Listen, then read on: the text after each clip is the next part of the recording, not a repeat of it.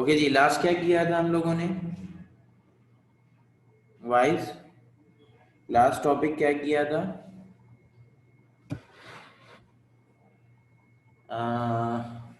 Energy proof हो गई थी हमारी, राइट? ऐसे ही था।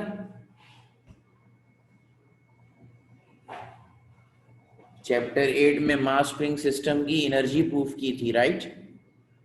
या कुछ और काम किया था? जवाब दे दो। आवाज आ रही है सबको?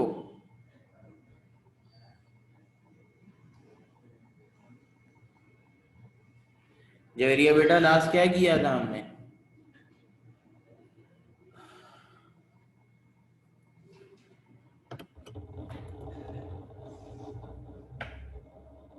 क्लास आवाज आ रही है?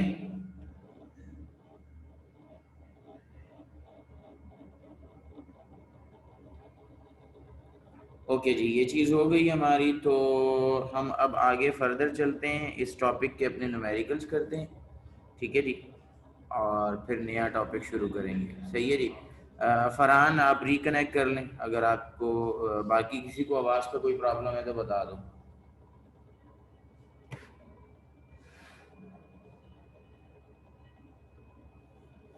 ओके जी, अब हम मास स्प्रिंग सिस्टम मतलब हमारा सिंपल हार्मोनिक मोशन का जो क्या कहते हैं टॉपिक है, that is complete. Theoretical simple harmonic motion का टॉपिक जो है वो कंप्लीट हो गया है, ठीक है जी।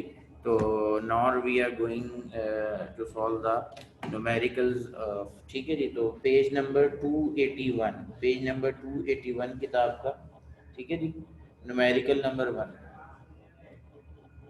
Sorry page number 282, numerical number 2।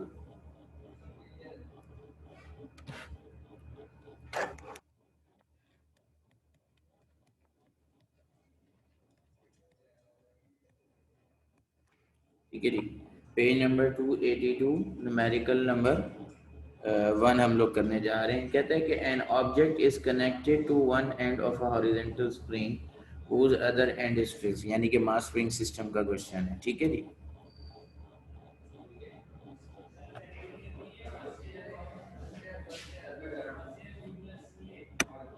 ठीक है जी। An object is connected to end of a one end of a horizontal spring whose other end is fixed. The object is pulled to the right in the positive x direction by an externally applied force of magnitude 20 Newton. तो force हमें दी हुई है data के अंदर। जो पहली चीज़ हमारे पास मौजूद है that is force which is 20 newton. ठीक है जी, 20 न्यूटन फोर्स होगी causing stretch out a displacement आ गया x equal to 1 centimetre, divide by 100 कर देंगे तो ये हो जाएगा 0.01 मीटर। ठीक है जी। Determine the value of force constant, K निकालना है हम। ठीक है जी। Determine the mass is 4 kg,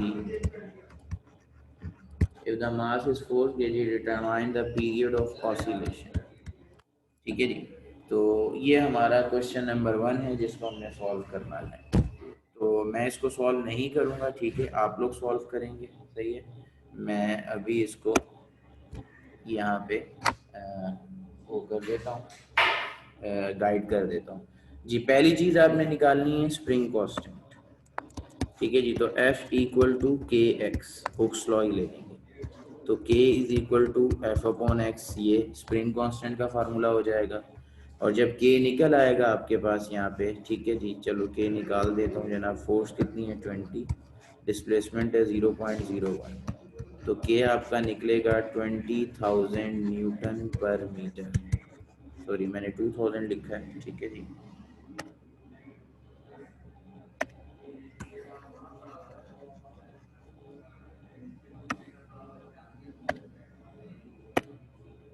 ठीक है जी, 20 divide by 0.01,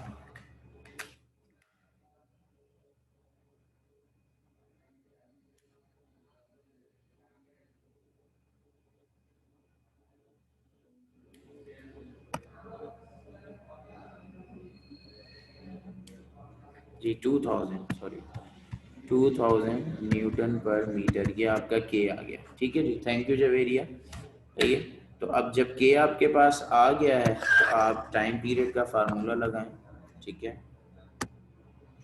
t equal to 2πm/k और टाइम पीरियड निकाल लें जो भी आएगा, ठीक है जी। कैलकुलेट करें जल्दी से। 2 पाई, m की वैल्यू है 4, k की वैल्यू है 2000। इसको मुकम्मल करके मुझे आंसर बता दें कितना आ रहा है, जल्दी से कंप्लीट करके आंसर बता दीजिए।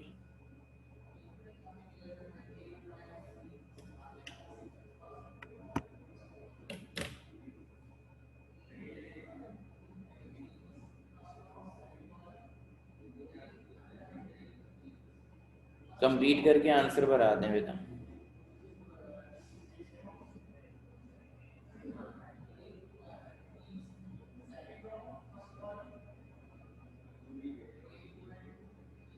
Zero point two eight one metre, right.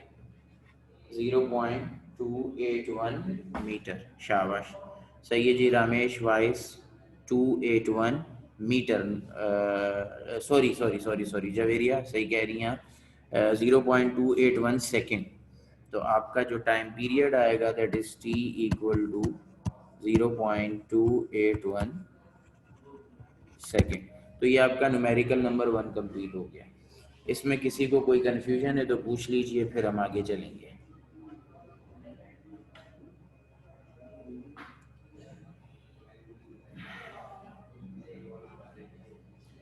किसी को कोई कंफ्यूजन है तो पूछ लो, अदरवाइज हम आगे चलेंगे।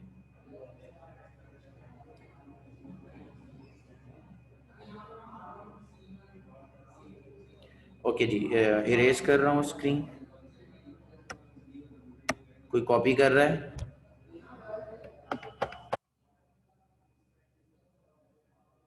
ओके, सेकंड क्वेश्चन की तरफ। वेद मोहम्मद अब्दुल्ला शेख, शुक्र है आपने बता दिया, जल्दी करो, शाबाश।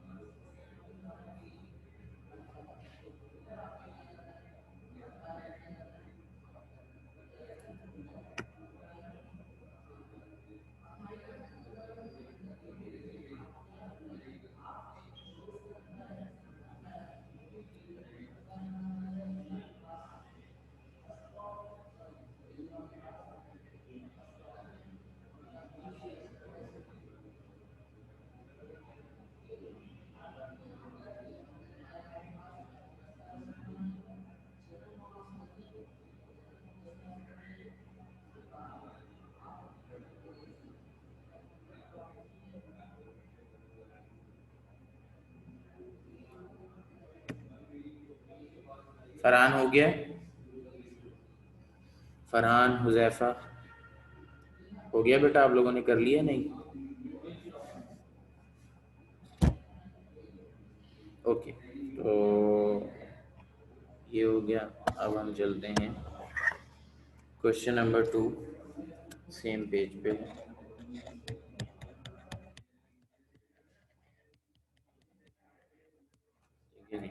इम्पोर्टेंट सवाल है, बहुत दफ़ा आया है क्वेश्चन नंबर 2 पेपर के अंदर। कहता है कि a body hanging from a spring is set into motion and period of oscillation is found to be 0.50 second. तो डेटा है time equal to 0.50 second. After the body has comes to rest, it is removed. How much shorter will be the spring when it is come to rest? Displacement पूछ रहा है। तो मास spring system के फार्मूले के अंदर displacement तो है नहीं। मास स्प्रिंग सिस्टम का टाइम पीरियड का फार्मूला है t is equal to 2πm/k, ठीक है जी। t is equal to 2πm/k, ये मास स्प्रिंग सिस्टम के क्या कहते हैं टाइम पीरियड का फार्मूला है। टाइम पीरियड दे दिया है, ना मास दिया है, ना के दिया है, और डिस्प्लेसमेंट फाइंड आउट करना है। तो पहली बात तो ये बेटा, ये जो मतलब सवाल है, इसमें जो है वो बॉडी जो है वो हैंग हुई हुई है। ठीक है जी, क्या हुई हुई है? हैंग हुई हुई है। ठीक है जी। तो यहाँ पे जो फोर्स बॉडी पे एक्ट करेगी वो उसके वेट के बराबर होगी। ठीक है जी। और स्प्रिंग की वजह से हुक्स लॉ अप्लाई होगा। ठीक है जी, समझ आ रही है बात? ठीक है, ये जो बॉडी है ये हैंग हुई हुई है, सही है। तो जो वर्टिकल बॉडीज होती हैं, मतलब ये वर्टिकल जो फोर्स इसको डाउनवर्ड लेके जा रही है, दैट इज इट्स वेट। ठीक है जी, W is equal to mg। लेकिन क्योंकि स्प्रिंग है तो इस पे हुक्स लॉ भी अप्लाई हो जाएगा। तो हम यहाँ लिखेंगे according to Hooke's law F is equal to kx। ठीक है जी, but in this case F is equal to W is equal to mg। ठीक है जी, समझ आ रही है बात की? F is equal to W is equal to M G. तो फिर क्या करें? Comparing equation 1 and 2।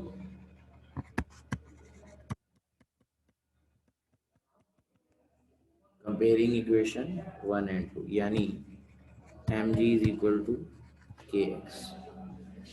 के को इधर ले आए, यहाँ के डिवाइड हो जाएगा तो ये एम अपॉन के हो जाएगा, जी उधर जाके एक्स अपॉन जी हो जाएगा। तो एम अपॉन के की वैल्यू क्या आ गई? X upon G. ठीक है जी, ठीक है जी, एम अपॉन के की वैल्यू क्या आ गई? एक्स अपॉन जी। तो ये टाइम पीरियड का फार्मूला हमने पहले लिखा हुआ है। ठीक है जी। Now T is equal to 2 pi upon K under root, putting value of M upon K T is equal to 2 pi X upon जी।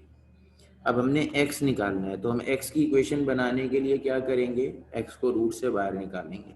और उसके लिए हमें क्या करना पड़ेगा? कौन बताएगा? यहाँ तक किसी का कोई सवाल है तो वो कर लो, ताकि फिर हम आगे चलेंगे। किसी का कोई सवाल है यहाँ पे तो कर ले। जी जवेरिया, बिल्कुल सही, शाबाश बेटा। किसी का कोई सवाल है बेटा? किसी को कोई बात समझ नहीं आई वो पूछ लो। ओके।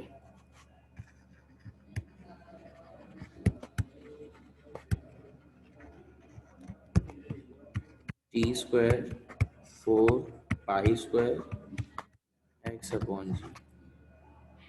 ठीक है जी। तो जी डिवाइड होता है, दूसरी तरफ जाके मल्टीप्लाई होगा। 4 पाई स्क्वायर यहाँ मल्टीप्लाई हो रहे हैं, दूसरी तरफ जाके डिवाइड हो जाएंगे। तो आपकी इक्वेशन बनेगी X equal to T square multiply G divide by 4 pi square. Values डाल दो। ठीक है जी। टी कितना है? 0.5 का whole square multiply 9.8 divide by 4 × 3.14 का होल स्क्वायर। ऊपर आएगा तकरीबन 9.8 इंटू 0.5 का स्क्वायर 2.45। अब नीचे आएगा 4 × 5 का स्क्वायर 39.5। 2.45 डिवाइड बाय आंसर तो 0.062 मीटर, ये आपका आंसर हो गया। किसी को कोई कंफ्यूजन है तो सवाल पूछ लो, नहीं है तो कॉपी कर लो।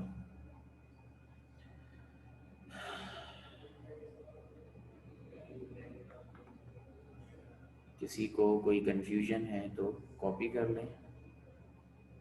सवाल पूछने नहीं है तो कॉपी कर लीजिए।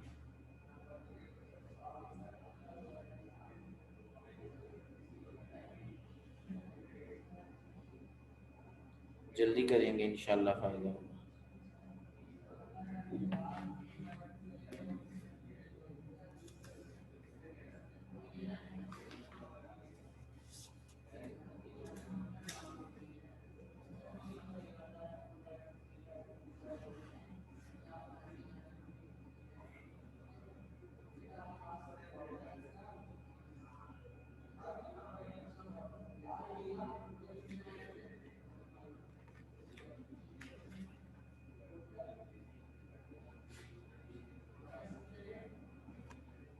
फाइजुर रहमान आपकी मर्जी है, मल्टीप्लाई बाय 100 करके सेंटीमीटर में लिख लो, मुझे कोई इशू नहीं है।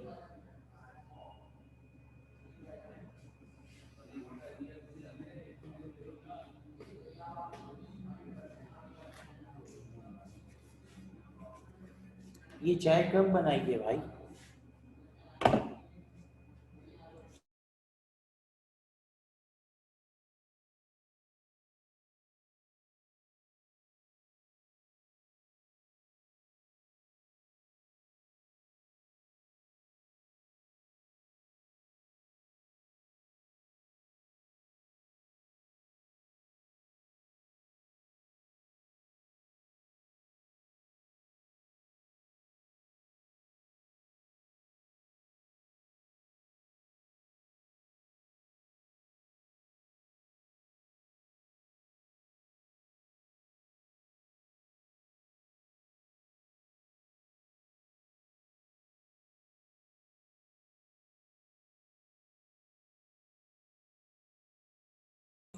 बेटा कॉपी करके बता दें, कोई लिख रहा हो तो वेट का बोल दे।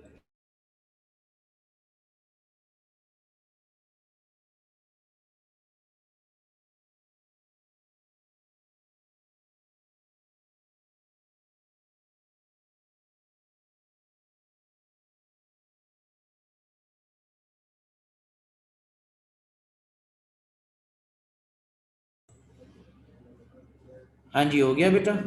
कोई आदमी लिख रहा है तो वेट का कह दो यार, और नहीं तो फिर मैं सवाल देता हूँ आप लोगों को।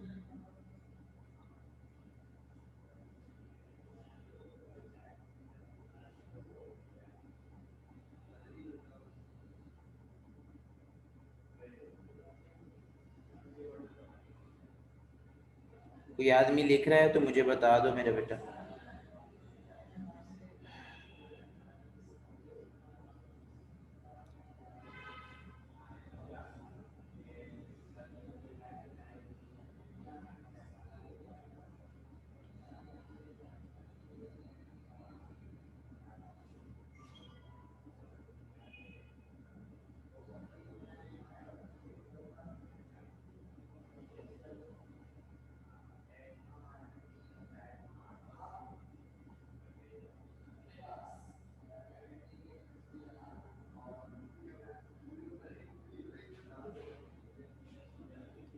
सर 4 मल्टीप्लाई का स्क्वायर आने 13 आ रहा है, तो आपने तो राउंड ऑफ कैसे कर दिया? बेटा मैं पाई की वैल्यू पूरी इस्तेमाल करता हूँ बैब। मैंने आप लोगों को पहले दिन ये बात बताई है कि मैं पाई की वैल्यू पूरी इस्तेमाल करता हूँ, ठीक है जी। तो मेरे और आपके आंसर में फ़र्क है, आपका 4-3 आ रहा है, मेरा 4-7 आ रहा है। बात समझ आ गई? आपका 4-3 आ रहा है, मेरे पास 4-7 आ रहा है, ये रीज़न है, ठीक है।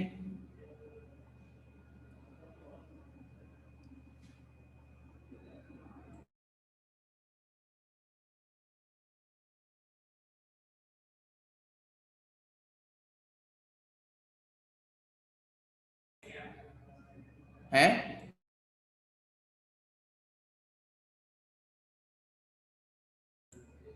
जी बेटा डन हो गया, कोई परेशानी किसी को? कोई आदमी लिख रहा है तो वेट का कह दो, अदरवाइज फिर हम आगे चलेंगे।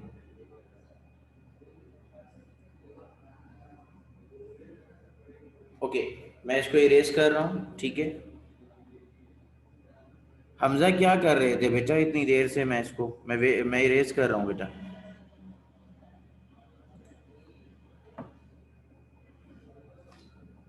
जल्दी करो,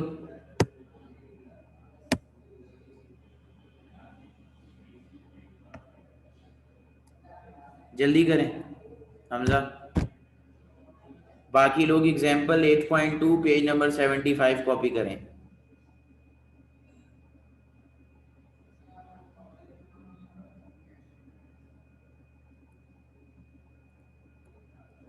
एग्जाम्पल 8.2 पेज नंबर 275 कॉपी करें।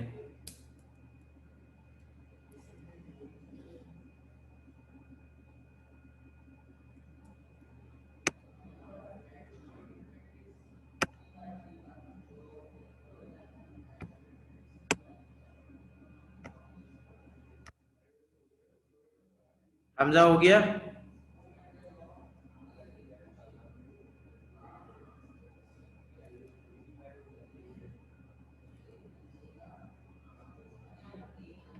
Example 8.2 page number 275। एग्जाम्पल 8.1 आप लोगों ने खुद करनी है, ठीक है जी।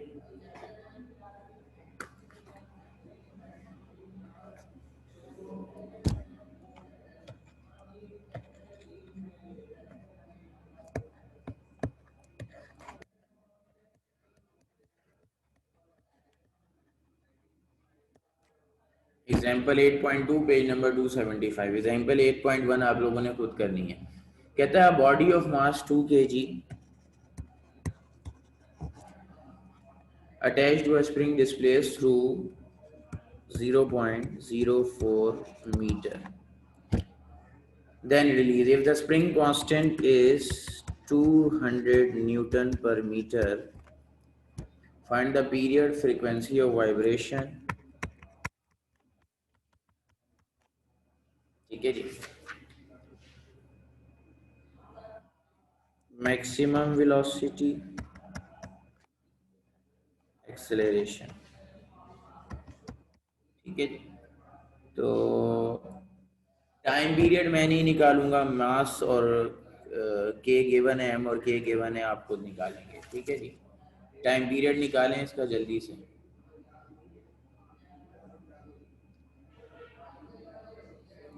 जल्दी से टाइम पीरियड निकाल के बताएं।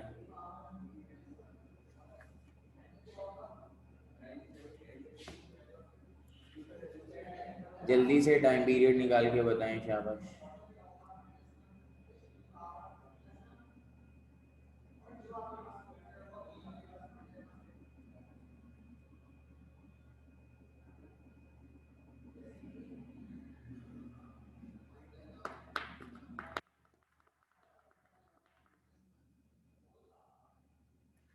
टाइम पीरियड का फार्मूला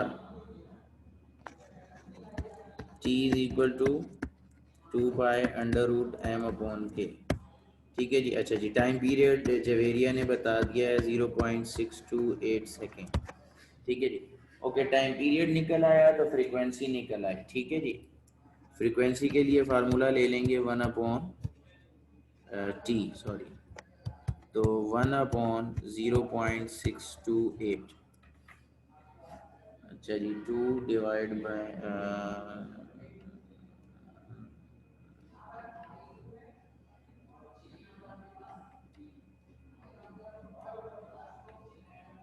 ठीक है जी।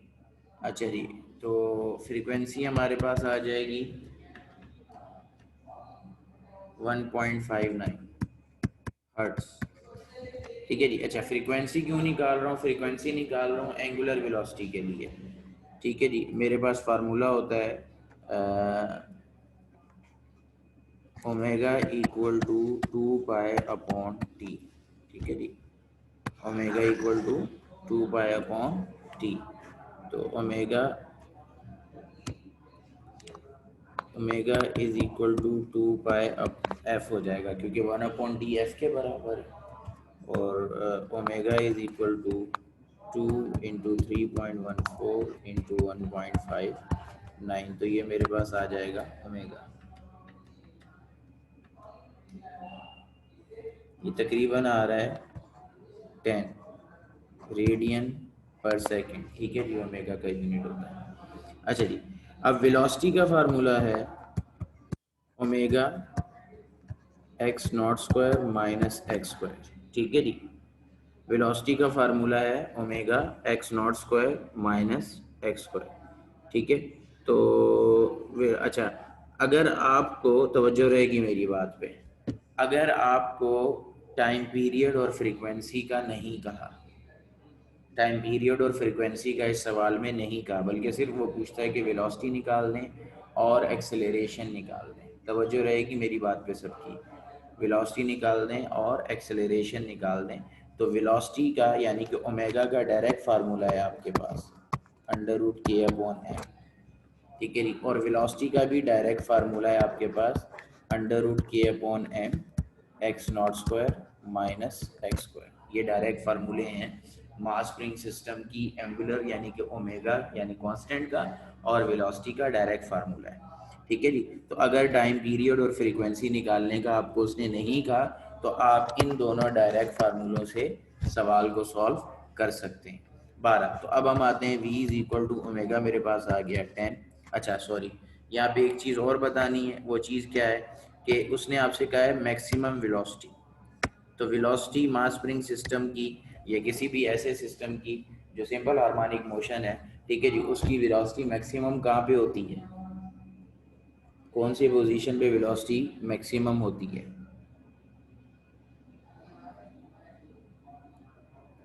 ठीक है, सिंपल हार्मोनिक मोशन की गलत बता रहे हैं जब एरिया। ठीक है जी, वेलोसिटी वी मैक्स जो होता है is at X equal to zero. Mean position पे वेलोसिटी मैक्सिमम होती है। तो V max is equal to omega की जगह 10 आ गया। एक्स नॉट कितना है दिया हुआ हमें, किधर गया डिस्प्लेसमेंट, आपको कितना दिया हुआ है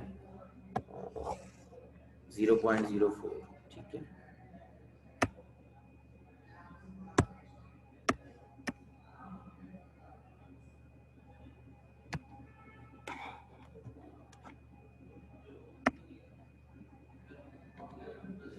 ठीक है जी। 0.04 का होल स्क्वायर माइनस ज़ीरो का स्क्वायर, तो ये हो जाएगा 10 इंटू 0.04। तो आपके पास वेलोसिटी आ गई 0.4 मीटर पर सेकेंड।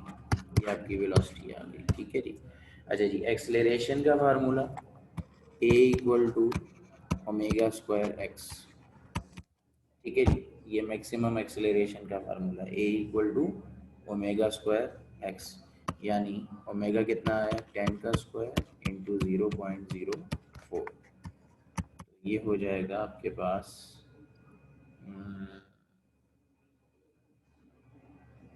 10 का स्क्वायर मल्टीप्लाई 0.04 आएगा आंसर।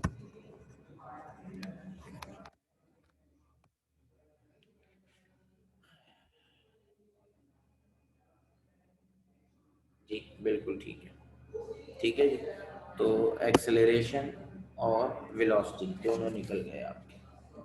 किसी को कोई कंफ्यूजन है तो पूछ लो, नहीं है तो फिर हम आगे चलेंगे। किसी का कोई सवाल है तो कर ले, नहीं है तो फिर हम आगे चलेंगे बेटा।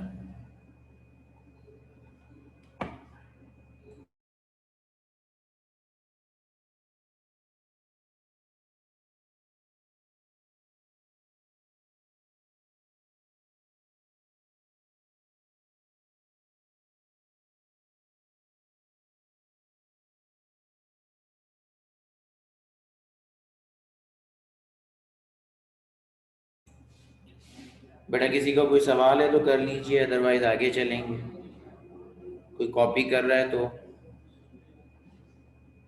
बेटा माइनस का साइन डायरेक्शन के लिए होता है वाइजुर रहमान, 7500 दफ़ा ये बात हो चुकी है। फिर अजीबो गरीब सवाल करते हो यार, अल्लाह के वली।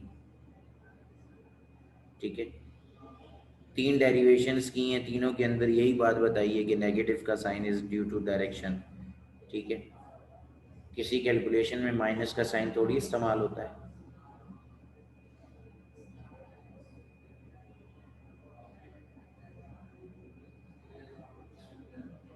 तफरीहें लेते हो तुम लोग।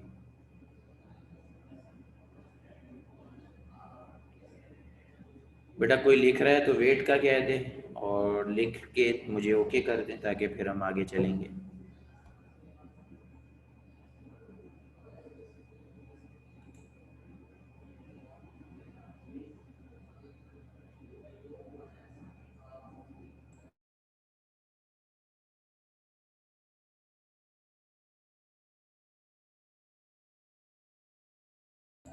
उबैब हमजा जल्दी करें बेटा।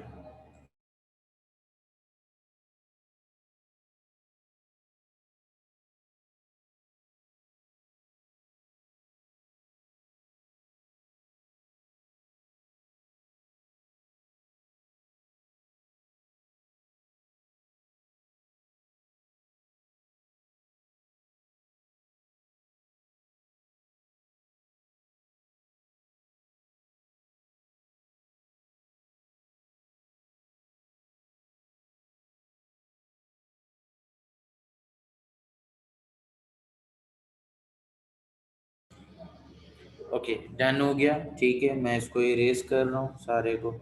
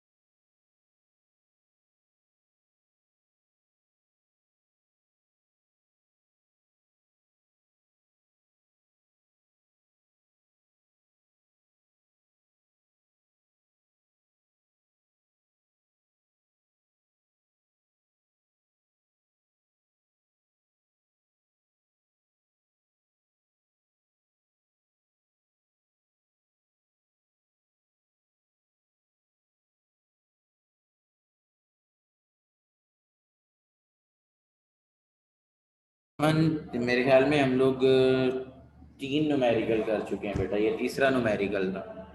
ओके जी, क्वेश्चन 8.3, न्यूमेरिकल नंबर 8.3 करने लगे हैं। Sorry, example number 8.3, page number 276।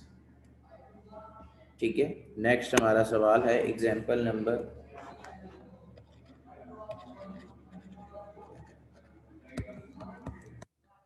8.3, page number 276।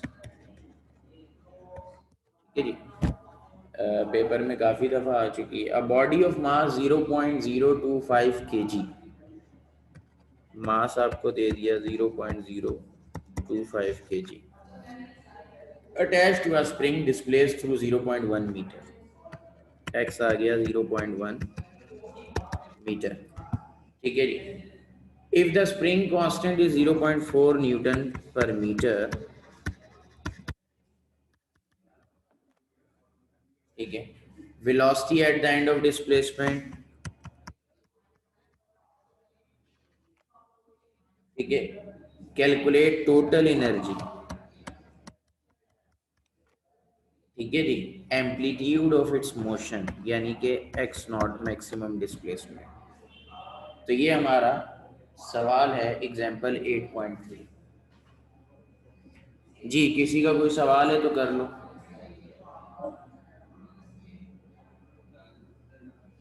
जी बच्चों, मास दिया है, डिस्प्लेसमेंट दी है, स्प्रिंग कांस्टेंट, वेलोसिटी, एनर्जी निकालनी है, एम्पलीट्यूड निकालना है। कोई सवाल है तो कर लीजिए।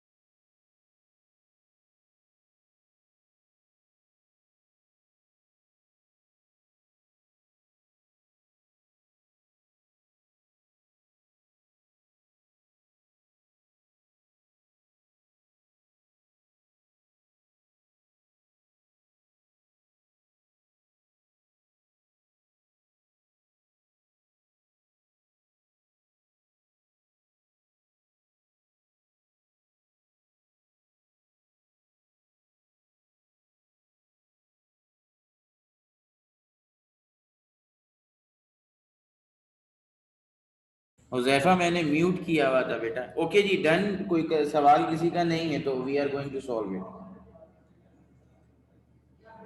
अच्छा, टोटल एनर्जी के लिए जो टोटल एनर्जी का फार्मूला है उसके दो फार्मूले हैं। एक है हाफ के एक्स नॉट स्क्वायर और एक है kinetic energy plus potential energy. तो हम पहले काइनेटिक और पोटेंशियल दोनों निकाल लेते हैं, ठीक है जी, ताकि हमें आसानी हो, ठीक है। क्योंकि अगर हो सकता है कि वो सवाल को थोड़ा सा आपका ट्विस्ट कर दे और बोले कि जनाब काइनेटिक और पोटेंशियल निकालें, कौन कौन सी एनर्जी निकालें, काइनेटिक एनर्जी और पोटेंशियल एनर्जी निकालें, तो फिर आपको वो भी बताओ। तो हम काइनेटिक एनर्जी निकालते हैं। Simple formula half M V square 1/2, mass की वैल्यू किधर है 0.025 और वेलोसिटी की वैल्यू 0.4 होल स्क्वायर। मैं टोटल एनर्जी डायरेक्टली निकाल सकता हूँ, समझ आ रही है बात की, लेकिन काइनेटिक और पोटेंशियल अलग-अलग निकाल के देने का पर्पस ये है कि अगर सवाल में कोई थोड़ा बहुत ट्विस्ट आता है तो आप उसको हैंडल कर सकें। मतलब वो आपको यही डेटा दे दे और बोले जी काइनेटिक एनर्जी और पोटेंशियल एनर्जी निकाल दें, मतलब उस वो अपनी रिक्वायरमेंट चेंज कर दे। मुझे टोटल एनर्जी के लिए भी ये निकालनी है और वैसे भी निकालनी है, तो मैं इसीलिए इसको अलहदा कर करके निकलवा रहा हूँ, ठीक है जी। तो 0.4 का स्क्वायर मल्टीप्लाई 0.025 डिवाइड बाई 2, तो ये आ गया हमारे पास 2 एक्सपोनेंट माइनस 3 जूल, ठीक है जी। ये आ गई आपकी काइनेटिक एनर्जी, ठीक है जी। उसके बाद आ जाती है पोटेंशियल एनर्जी। पोटेंशियल एनर्जी का फार्मूला लगेगा हाफ के एक्स स्क्वायर, ठीक है जी, हाफ के एक्स स्क्वायर, ठीक है जी। तो 1/2 0.4 0.1 का होल स्क्वायर, 0.1 का whole square multiply 0.4 divide by 2, ये अगेन वही सेम आंसर आ गया हमारे पास। पोटेंशियल एनर्जी भी सेम आई है 2 एक्सपोनेंट माइनस 3 जूल, ठीक हो गया बेटा। तो अब टोटल एनर्जी आप सिंपली इन दोनों को ऐड कर लें। टोटल एनर्जी क्या होती है, kinetic plus potential exponent minus 3 plus exponent minus 3, तो टोटल एनर्जी हो गई 4 एक्सपोनेंट माइनस 3 जूल। ये मेरा आंसर आ गया। कोई परेशानी किसी को है तो सवाल कर लो, अदरवाइज फिर आगे चलेंगे।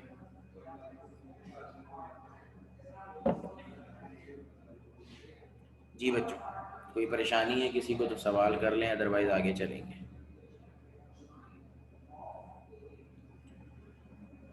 किसी को कोई परेशानी है तो काइंडली क्वेश्चन कर लें, नहीं तो आगे चलेंगे।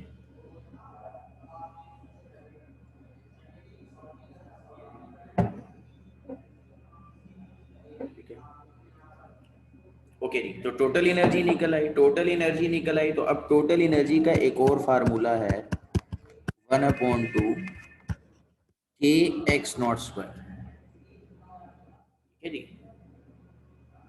टोटल एनर्जी का एक और फार्मूला है 1/2 के एक्स नॉट स्क्वायर। तो अब मुझे एम्पलीट्यूड चाहिए, तो एक्स नॉट क्या हो जाएगा 2 multiply by total energy divide by के अंडर रूट, तो 2 into 4 exponent minus 3 total energy T dot E total energy इतनी देर से बोल तो रहा हूँ, और के कितना है मेरे पास 0.4, ठीक है जी, अंडर रूट। तो एक्स नॉट इक्वल टू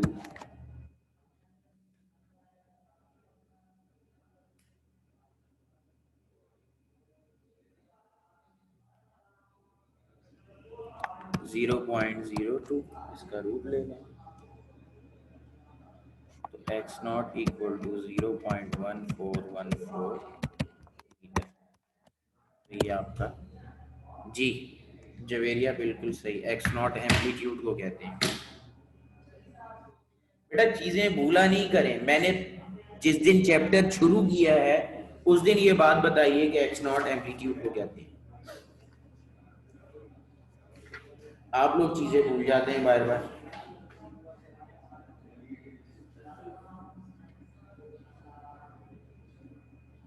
जल्दी से कॉपी करें फिर आगे चलेंगे। तो सिंपल हार्मोनिक मोशन का आर्टिकल हमारा कंप्लीट हो गया हर तरह से, ठीक है जी। नेक्स्ट टॉपिक हमारा हम शुरू करेंगे वेव्स का।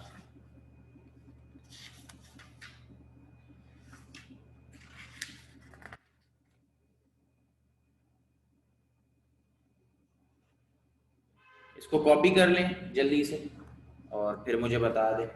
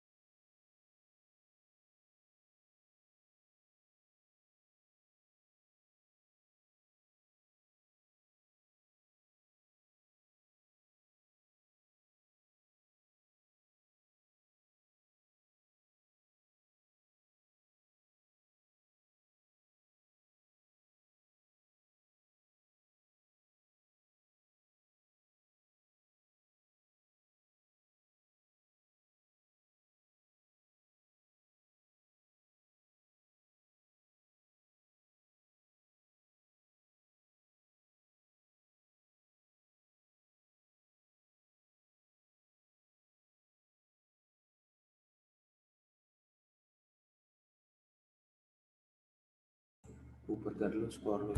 हाँ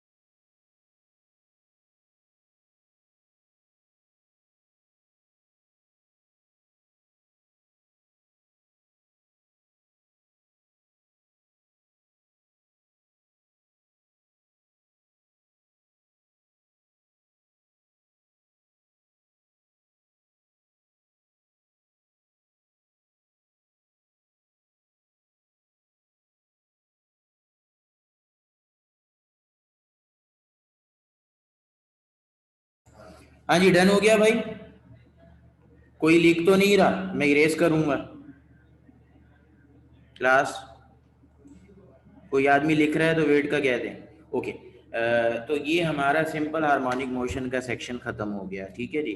तो ये छुट्टी हो गई, जो अभी तक काम किया था ये कम टॉपिक कंप्लीट हो गया। तो अब हम इस चैप्टर के सेकंड हाफ की तरफ जा रहे हैं, विच इज वेव्स। जी वेव को डिफाइन करें जी। कौन डिफाइन करेगा वेव्स को?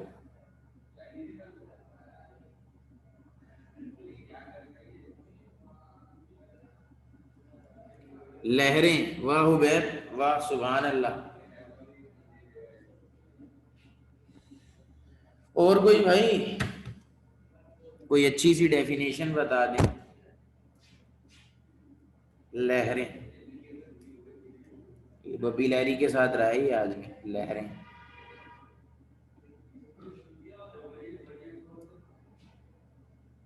जी कोई और बताएगा, किसी को वेव्स की डेफिनेशन आती हो जो मुझे कबूल हो। डिस्टरबेंस इन एयर पार्टिकल, वाइजुर रहमान बहुत अच्छा, लेकिन एयर पार्टिकल नहीं। ठीक है जी,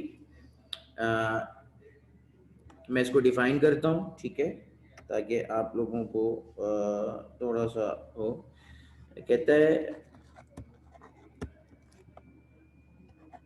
phenomena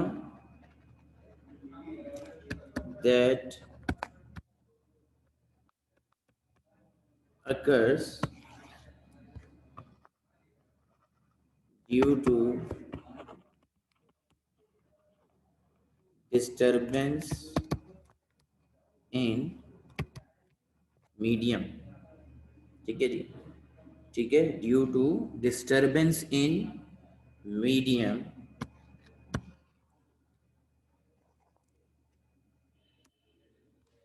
with career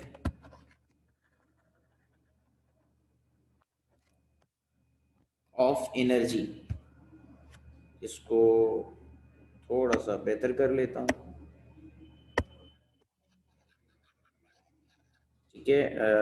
phenomena occurs due to disturbance in medium carries energy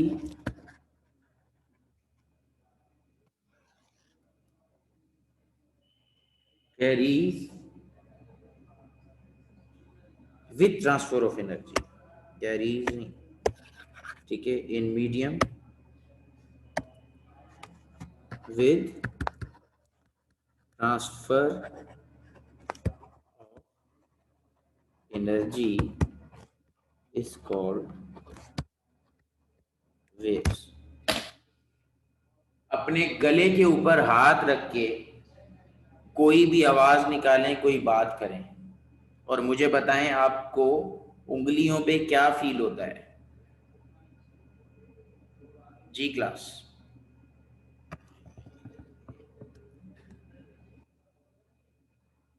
गले के ऊपर हाथ रख के कोई बात करें, कोई आवाज निकालें और मुझे बताएं आपको क्या फील होता है। वाइब्रेशन, ठीक है, वेरी गुड, शाबाश लाइबा, इरसा, अरीशा, ठीक है जी।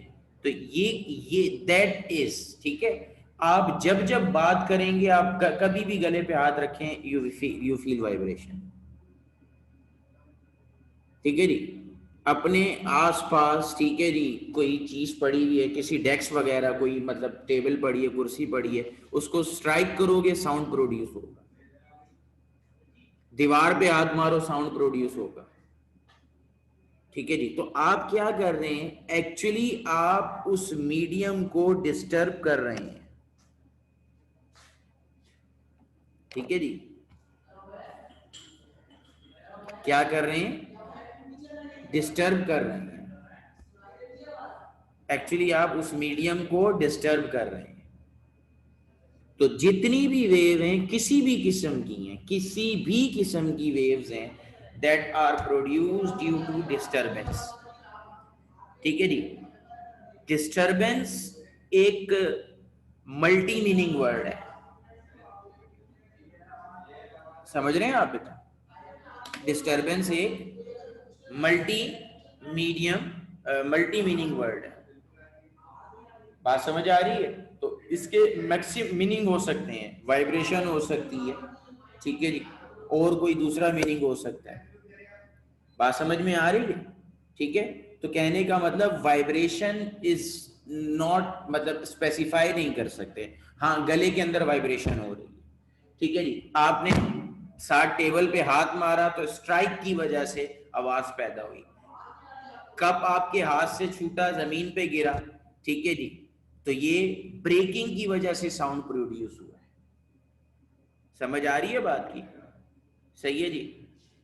बम ब्लास्ट होता है, समझ आ रही है, एक्सप्लोजन की वजह से साउंड प्रोड्यूस होता है। तो there are different meaning of disturbance, और हर किस्म की डिस्टरबेंस की वजह से, चाहे वो डिजायर्ड हो चाहे वो अनडिजायर्ड हो, वेव्स प्रोड्यूस होती हैं। ठीक है, हर किस्म की डिस्टरबेंस की वजह से, चाहे वो डिजायर्ड हो चाहे वो अनडिजायर्ड हो, वेव प्रोड्यूस होती है। कोई क्वेश्चन है इस बारे में किसी का तो कर लीजिए।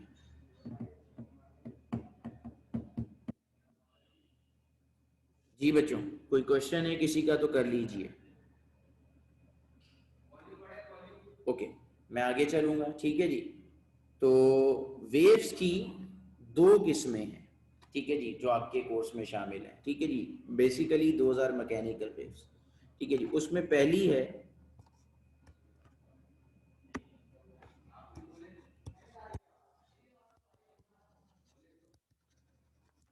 Longitudinal waves.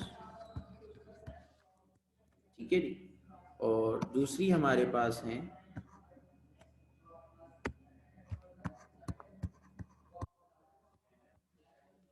Transverse waves. ठीक है जी, अब हम एक एक पॉइंट करके दोनों को देखते हैं। ठीक है जी, लॉन्गिट्यूडनल वेव्स की डेफिनेशन सबसे पहले आ जाएगी।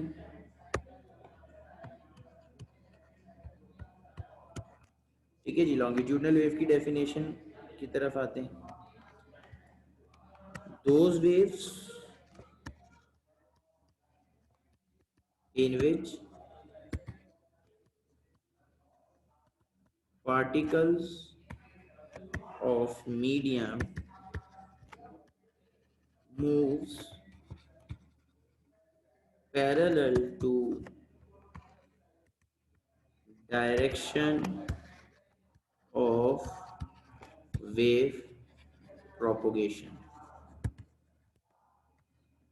are called longitudinal waves. ठीक है जी, those waves in which particle of medium moves parallel to direction of wave propagation are called longitudinal waves. ठीक है जी, और ट्रांसवर्स वेव की बात करूं,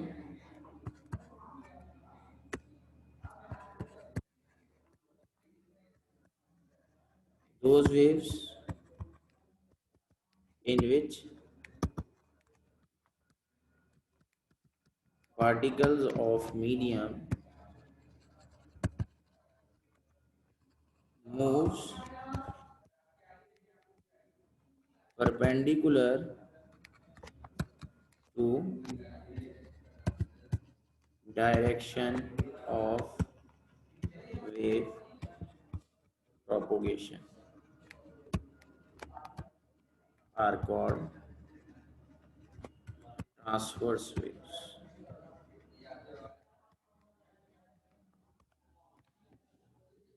ठीक है, क्या फर्क है दोनों के अंदर?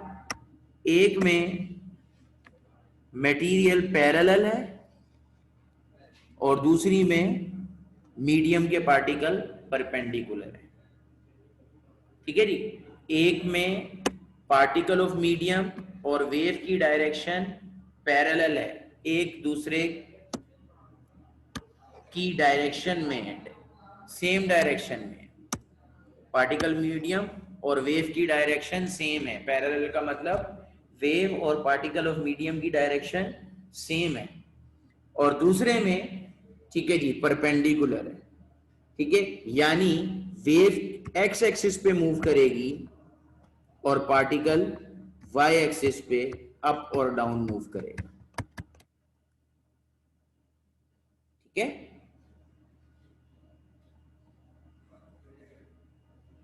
समझाता हूं अभी आगे, इतनी बात फिलहाल दिमाग में रखें।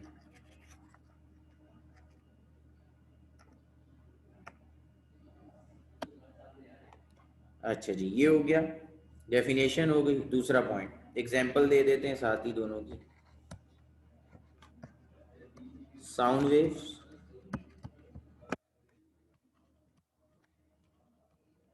Water waves. ठीक है जी, दूसरा पॉइंट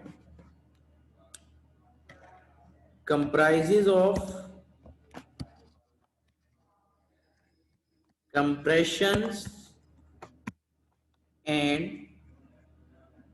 rarefactions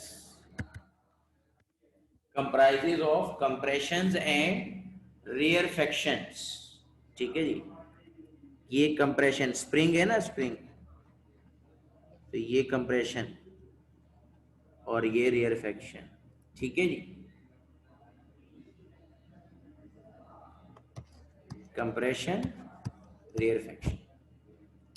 और transfer waves comprises of crust and trough।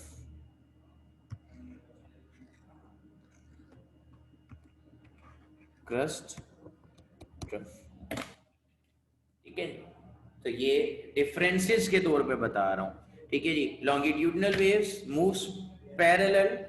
ठीक है जी, particle of medium moves parallel to the direction of wave propagation.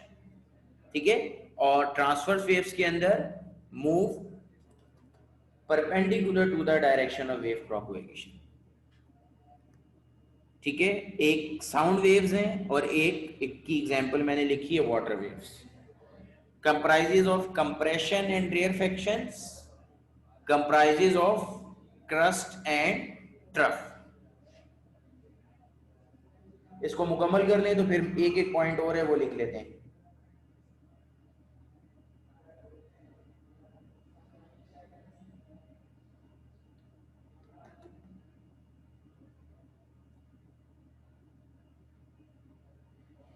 इसको मुकम्मल कर लें तो बेटा आगे चलेंगे, जल्दी कीजिए।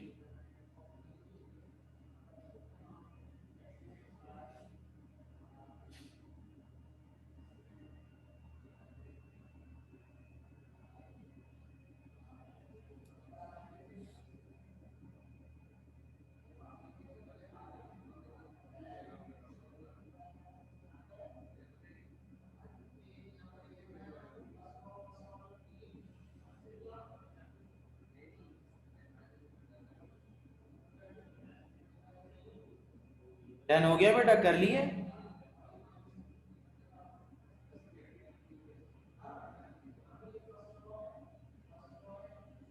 क्लास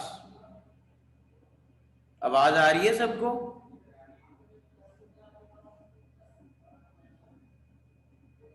हुजैफा जल्दी करो।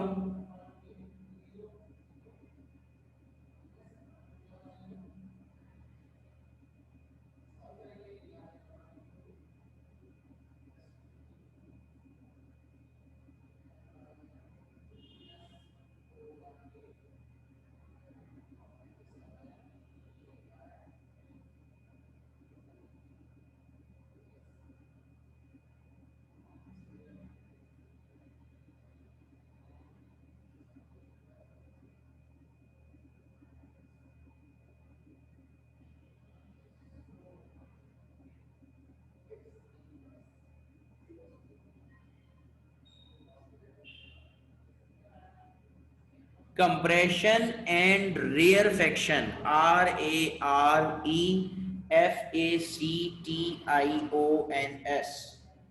compressions and rarefactions।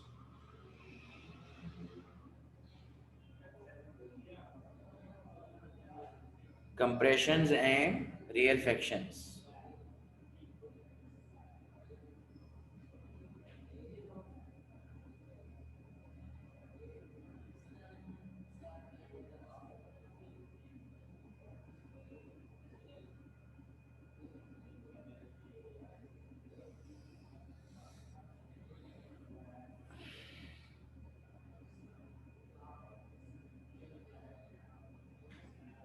जी हो गया कॉपी या रहता है अभी?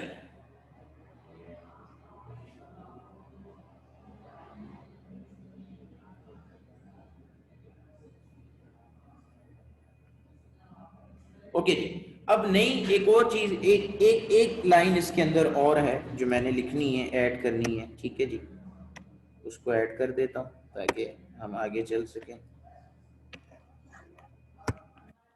ठीक है, और वो क्या है?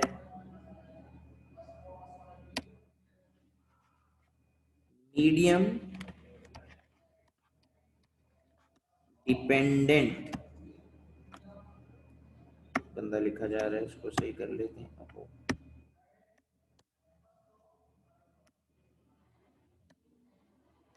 Medium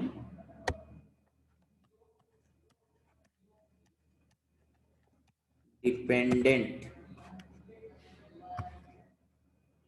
may not depend on medium। ठीक है जी।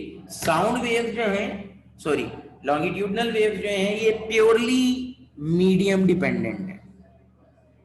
देखो पैरेलल में मूव करने का क्या मतलब है? पैरेलल का मतलब मीडियम जो है वो लॉन्गिट्यूडनल वेव्स की ट्रांसपोर्टेशन है, सवारी है।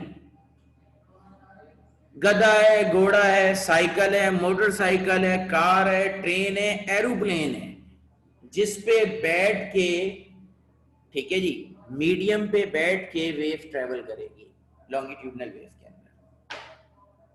उसकी सबसे बड़ी एग्जांपल साउंड वेव क्यों दी? साउंड वेव इसलिए दी कि अगर मेरे और आपके दरमियान वैक्यूम हो जाए, यानी कि स्पेस आ जाए, ठीक है, मेरी आवाज जो है, ठीक है जी, मेरी जो साउंड है, ठीक है जी, या आप जो आपस में बातें करते हैं, ठीक है जी, that is travelling through medium, that is travelling through medium.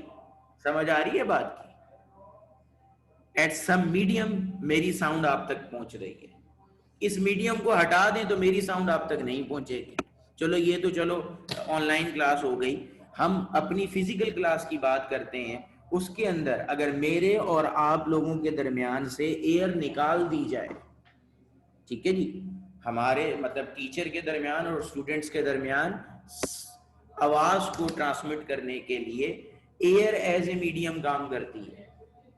तो मेरे और आपके दरमियान अगर एयर निकाल दी जाए तो मेरी आवाज आपको नहीं आएगी। मैं जितना मर्जी चीख चिल्लाता रहूं, मेरी आवाज आपको नहीं आएगी। ठीक है जी। तो longitudinal waves are medium dependent, longitudinal waves are medium dependent, ये मीडियम पे डिपेंड करती हैं। ठीक है जी, ये मीडियम पे क्या करती हैं? डिपेंड करती हैं। बात समझ में आ गई? अच्छा जी, दूसरी बात क्या आती है? दूसरी बात आती है आपकी जनाब, ट्रांसफर वेव की एग्जांपल वाटर वेव दी है। क्यों दी है जी वाटर वेव? लहरें पानी की ऐसी होती हैं, ये देख रहे हैं, इस तरीके से पानी की लहरें होती हैं। मैं इसको थोड़ा सा ऊपर करके बनाता हूँ ताकि आप लोगों को, यहाँ बना रहा हूँ, ये देखो, ये पानी की लहरें, वाटर वेव्स। ठीक है जी। अब आपको लगता है कि पानी मूव कर रहा है, ठीक है जी, पानी जैसे लेफ्ट टू राइट ऐसे करके मूव कर रहा है। ऐसा नहीं होता बेटा। वेव, ये वेव की डायरेक्शन है। ये किसकी डायरेक्शन है? ये वाटर वेव की डायरेक्शन है। जो पानी की मूवमेंट है वो ये है, अप डाउन। वही मॉलिक्यूल जो कुछ देर में आपको क्रस्ट में नजर आते हैं, थोड़ी देर में, कुछ वक्फे के बाद वो आपको ट्रफ में नजर आते हैं। मतलब ये इसकी दूसरी वेव ऐसे बनेगी।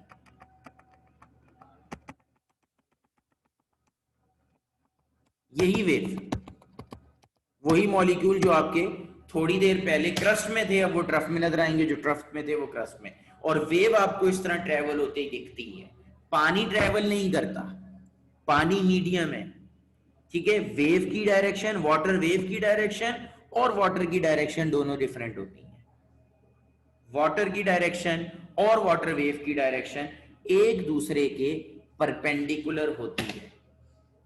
आपकी लाइट की वेव्स जो हैं, ये भी क्या हैं? ट्रांसवर्स वेव्स की एग्जांपल्स हैं। ठीक है जी, जो सूरज से रोशनी जमीन तक आती है, ठीक है जी, वाटर वेव्स मीडियम डिपेंडेंट है, लेकिन लाइट वेव्स मीडियम डिपेंडेंट नहीं है। इंशाल्लाह ताला चैप्टर 9 के अंदर हम ये चीज पढ़ेंगे, आगे वाले चैप्टर के अंदर।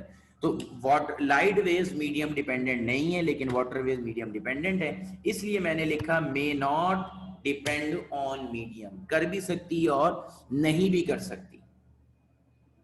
कोई सवाल है बेटा? कर लें मेरी तरफ से। वेव का टॉपिक मतलब जो मुझे एक्सप्लेनेटरी देनी थी वो मैंने दे दी है। कोई सवाल है तो कर लें, अदरवाइज फिर एक और लॉन्ग क्वेश्चन की तरफ चलते हैं।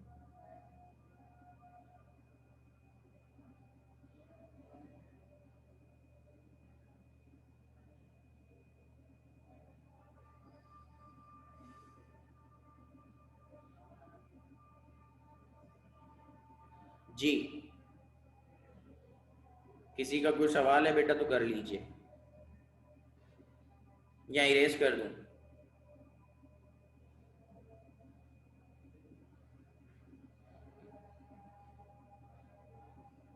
कोई लिख रहा है तो वेट का कह दो, अदरवाइज इरेज करूंगा।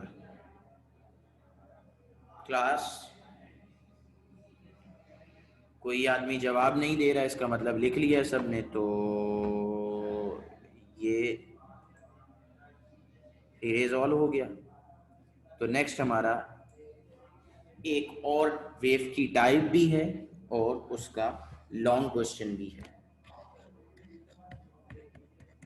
ठीक है जी, क्वेश्चन क्या है? व्हाट आर स्टैंडिंग और स्टेशनरी वेव्स? ठीक है जी, पहली बात हो गई व्हाट आर स्टैंडिंग और स्टेशनरी वेव्स। ठीक है जी, करेक्टरिस्टिक पूछे तो लिखिएगा, नहीं पूछे तो नहीं लिखिएगा, मैं सवाल में शामिल कर रहा हूं। Write down their characteristics. ठीक है जी, राइट डाउन देयर करेक्टरिस्टिक्स। ठीक है जी, और फिर इसकी डेरिवेशन क्या है इसकी? जो मतलब डेरिवेशन के लिए आपसे क्या कहा जाएगा, वो सवाल के मतलब इसी के साथ बनेगा। और कैसे बनेगा, जस्ट अ सेकंड में लिख रहा हूँ।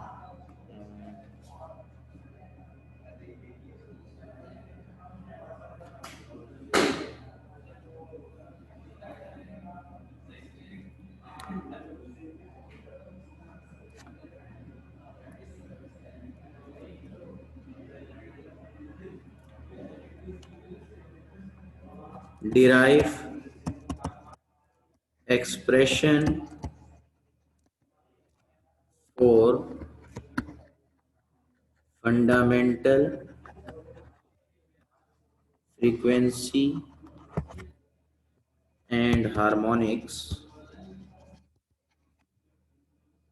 when a stretched string vibrates into one loop, two loops, comma, three loops, and into n loops. What are standing or stationary waves? Write down their characteristics. Derive expression for fundamental frequency and harmonics when a stretched string vibrates into one loop, two loops, three loops, and into n loops. Fundamental frequency and harmonics. Fundamental frequency and harmonics.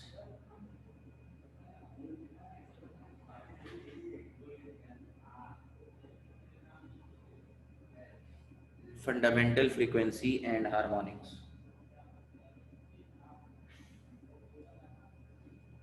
जी, सवाल हो गया बेटा? कोई लिख रहा है?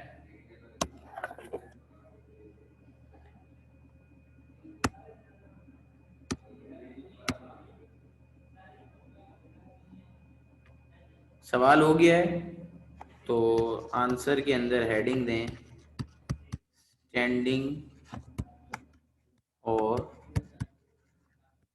Stationery waves definition. जी, standing और stationary wave की definition.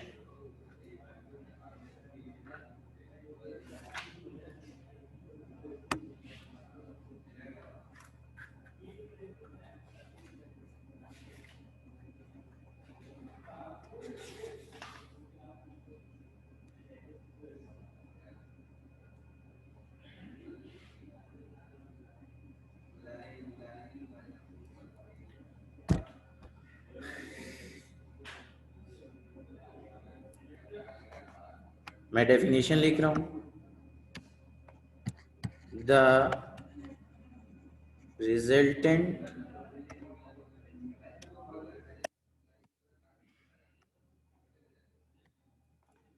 the resultant of two waves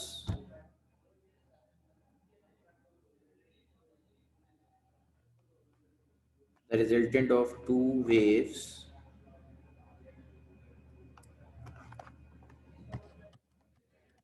traveling from opposite direction traveling from opposite direction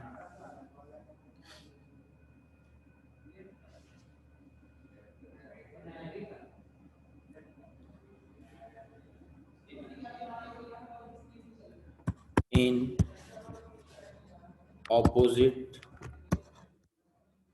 phase having same amplitude are called standing or stationary waves.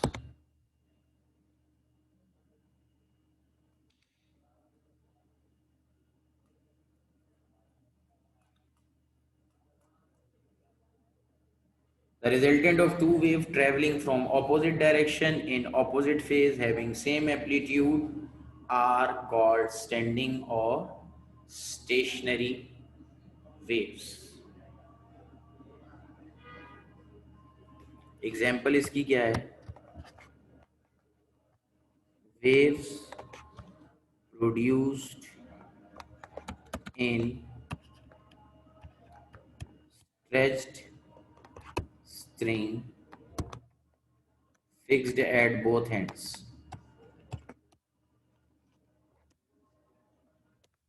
ठीक है जी, बाकी बात इंशाल्लाह कल करेंगे। ठीक है, इसको कॉपी कर लें और मैं फिर क्लास एंड करूँगा, समझाऊँगा इनको कल ही।